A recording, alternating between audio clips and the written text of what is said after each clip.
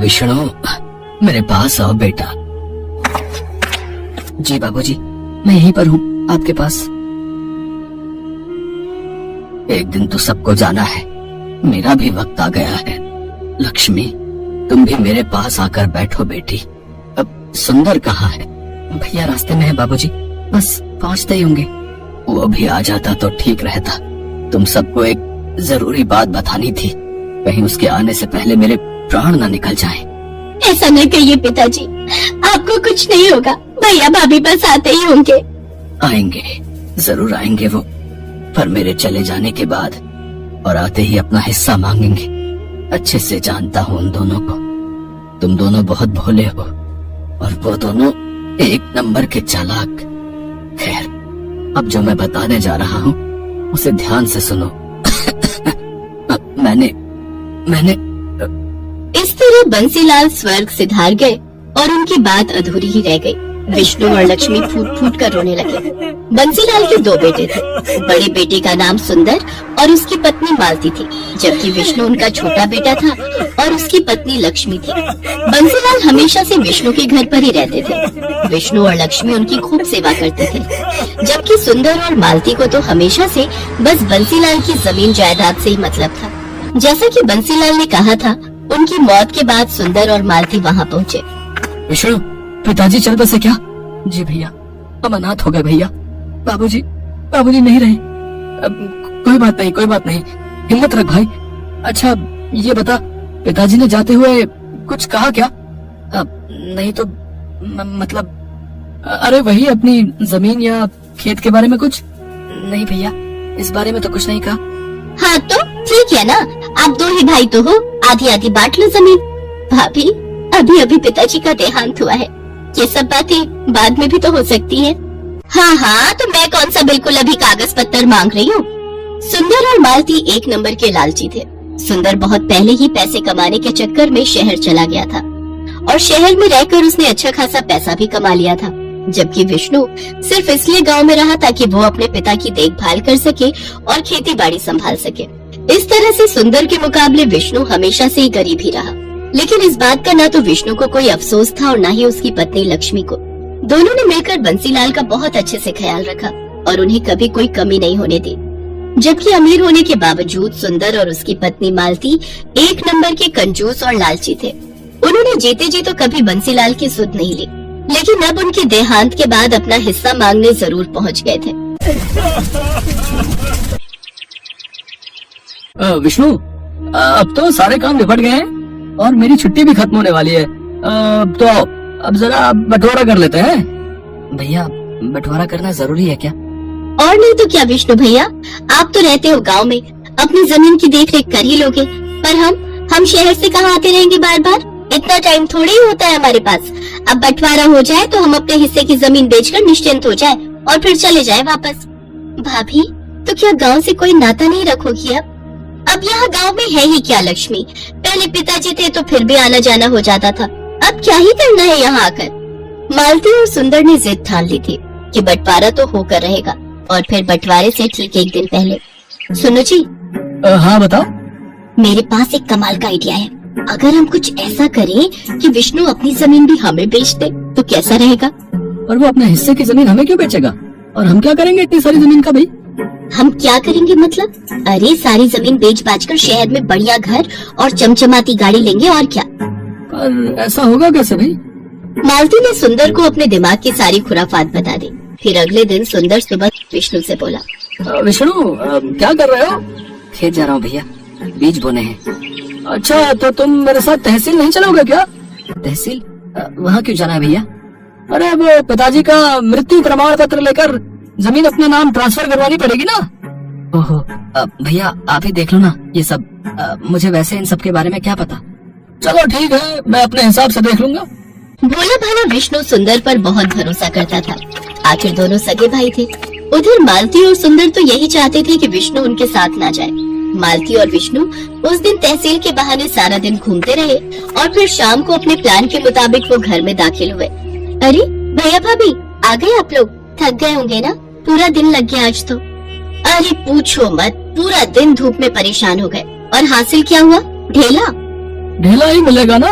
पिताजी ने हमारे लिए कुछ नहीं छोड़ा। कुछ नहीं छोड़ा? मतलब पिताजी हमारे लिए इतनी सारी जमीन छोड़ तो गए है ना? अरे ये जमीन हमारी नहीं है लक्ष्मी। पिताजी ने बैंक से लोन लिया था ना 2 लाख रुपए का, जो उन्होंने चुकाया नहीं, और बैंक ने अब जमीन पर केस लगा दिया है। तब तक उनको पैसा नहीं मिलेगा। जमीन हमारी तो क्या, किसी के भी नाम नहीं हो पाएगी। पर भैया, पिताजी ने तो इस बारे में कभी कुछ नहीं बताया। अरे कैसे बताते? अगर वो बता देते कि जमीन गिरवी रखी है तो हम नाराज नहीं हो जाते? खुद तो चले गए और हमें भिखारी बना गए। कुछ भी हो भाभी, पर ऐसे तो मत बोलिए पिताजी के बारे में। अरे तुम चुप रहो लक्ष्मी। ये देख रही हो, ये बैंक का नोटिस है। इसमें साफ साफ लिखा है कि अगर हमने 1 महीने के अंदर 4 लाख रुपए नहीं चुकाए तो वो खेत की जमीन के साथ साथ हमारे घरों पर भी कब्जा कर लेंगे। हे भगवान, अब हम क्या करेंगे भैया? अब तो बस एक ही तरीका है विष्णु, 2 लाख तुम दो, 2 लाख हम देते हैं और जमीन बचा लेते हैं। भैया लेकिन अब इतना पैसा तो नहीं है हमारे पास। विष्णु और लक्ष्मी सुंदर और मालती की चाल में फंस चुके थे। वैसे एक तरीका है जिससे काम बन सकता है। हाँ, तो जल्दी बताओ ना। अगर ये दोनों अपने हिस्से की जमीन बेच दें तो काम बन सकता है। पर हम जमीन कैसे बेच सकते हैं? आप ही ने तो बताया कि जमीन पर केस है। हाँ, कोई और तो नहीं ले सकता, लेकिन हम तो ले सकते हैं। अगर तुम दोनों अपने हिस्से की जमीन हमें दे दो तो मैं अपने भैया से 2 लाख रुपए लेकर बैंक के पैसे चुका दूंगी, और फिर जब जमीन पर केस खत्म हो जाएगा तो उसे बेचकर अपने भैया के पैसे चुका दूंगी। भाभी, ऐसे तो हमारे पास जमीन ही नहीं रहेगी। अरे नहीं, ऐसा मत सोचो। वो नदी के पास अपना छोटा खेत है ना, ऐसा करो उसे तुम ले लो, उसी पर खेती करो। तुम मेरे भाई हो, इतना तो मैं कर ही सकता हूँ तुम्हारे लिए। बस एक वही ऐसा खेत है जो गिरवी नहीं है। मालती और सुंदर ने बहुत गहरी चाल चली थी। उधर विष्णु और लक्ष्मी सोच रहे थे कि उनके भैया भाभी ने उनका घर बिकने से बचा लिया है। फिर वैसा ही हुआ जैसा तय हुआ था। लक्ष्मी और विष्णु ने अपने हिस्से की जमीन मालती के नाम कर दी और खुद नदी के पास वाले खेत में खेती करने लगे। फिर कई दिन बीत गए। मालती और सुंदर सारी जमीन मिलने से खुश थे, तो विष्णु और लक्ष्मी भी अपना घर बच जाने की बात से संतुष्ट थे। लेकिन वो कहते हैं ना कि जो जैसा बोता है वैसा ही काटता है। एक दिन सुबह सुबह नदी के पास वाले खेत में, लक्ष्मी, लक्ष्मी, जल्दी इधर आओ। क्या हुआ जी?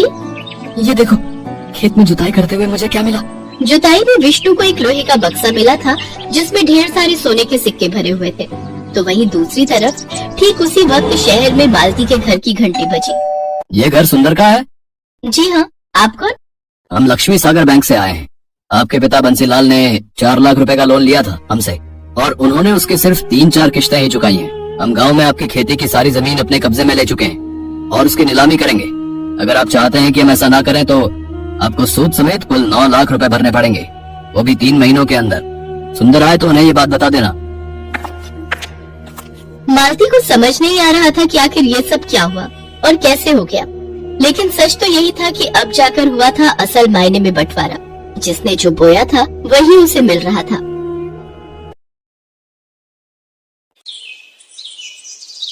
उर्मिला माधोपुर गांव में रहती थी। उसके पास पारो नाम की एक पालतू गाय थी। पारो उर्मिला के साथ पिछले कई सालों से है। पति के देहांत के बाद इसी गाय के सहारे उर्मिला ने अपने परिवार को चलाया। उसकी गाय का दूध पूरे गांव में मशहूर था। गांव के सभी लोग उर्मिला से ही दूध लेते थे। उर्मिला का बेटा शहर में पढ़ता था। वहीं उसे पूनम नाम की एक लड़की से प्यार हो गया और उसने अपनी माँ को बिना बताए पूनम से मंदिर में शादी कर ली। आज वो गांव वापस आने वाला था। उर्मिला बहन, 2 किलो कर देना दूध। 1.5 किलो मुझे भी देना। क्या बात है उर्मिला बहन, आज तो तुम बड़ी खुश दिखाई दे रही हो। बात ही खुशी की है सरोज बहन, आज मेरा बेटा गांव वापस आ रहा है। बस जल्दी जल्दी काम निपटा कर उसी के लिए बढ़िया बढ़िया पकवान बनाऊंगी। पता नहीं शहर में उसे क्या खाने को मिलता होगा और क्या नहीं। अच्छा तो ये बात है, चलो बहुत बढ़िया हुआ। कब से बेटे के बिना अकेले रहते रहते तुम उदास हो गई हो। अब वो आ जाएगा तो तुम्हारे साथ काम में भी मदद कर देगा। हाँ वो तो है।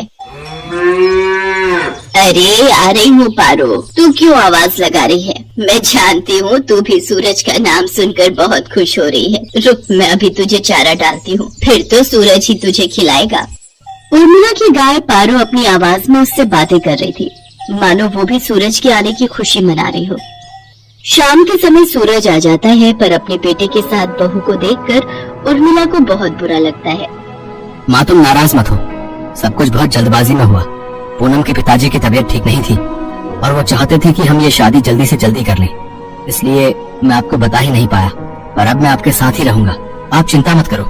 और माँ पूनम बहुत अच्छे स्वभाव की पढ़ी लिखी लड़की है, आप एक दूसरे को आसानी से समझ जाओगे। ठीक है, देखती हूँ वो मुझे कितना समझती है। गांव के रहन सहन और शहर के रहन सहन में बहुत फर्क है बेटा। उर्मिला की तरह पूनम घर के कामकाज नहीं कर पाती थी, उसे तो घर का कोई भी काम करना नहीं आता था। सूरज, तुमने मुझे कहाँ लाकर पटक दिया है? मुझसे ये घर के काम नहीं होते, हमें शहर वापस चलना चाहिए। उस गाय का गोबर साफ करो, उसे चारा डालो, उसे नहलाओ, घर की लीपा पोती करो।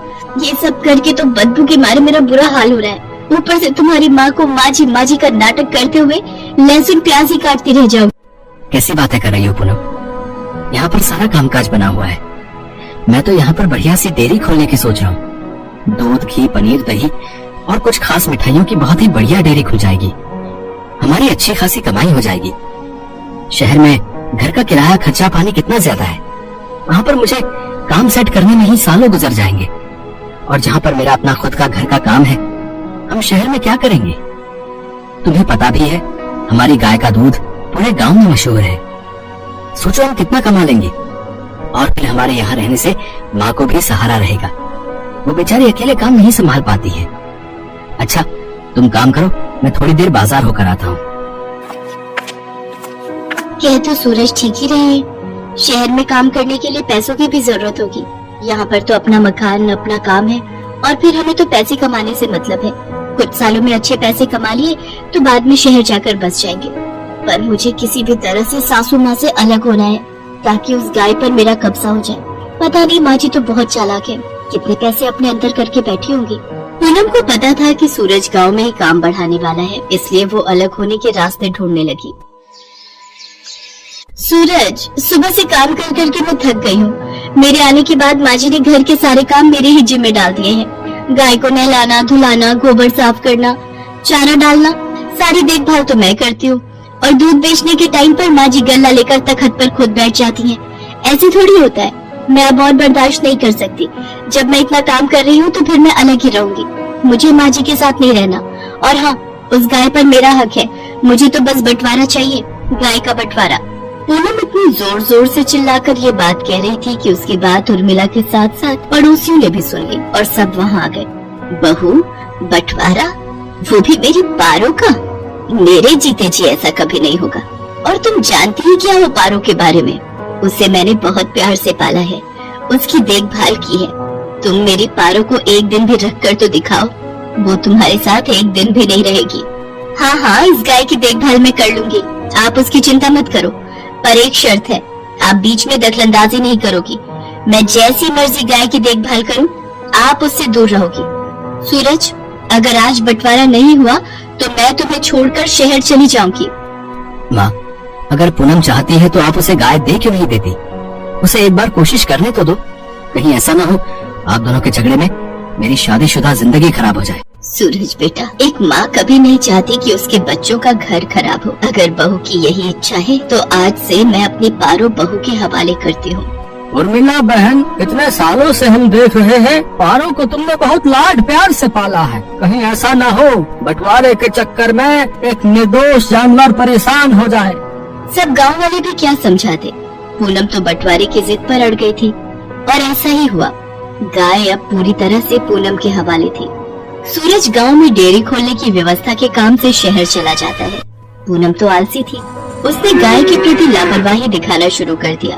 वो सुबह उठकर ना तो गाय का गोबर साफ करती थी, न उसे नहलाती धुलाती थी और न ही उसे समय पर चारा देती थी। इसी कारण गाय के आसपास बदबू फैलने लगी और मक्खियाँ, मच्छर, कीड़े मकोड़े आने लगे। गाय को समय पर चारा नहीं मिलता था, वो कमजोर हो गई।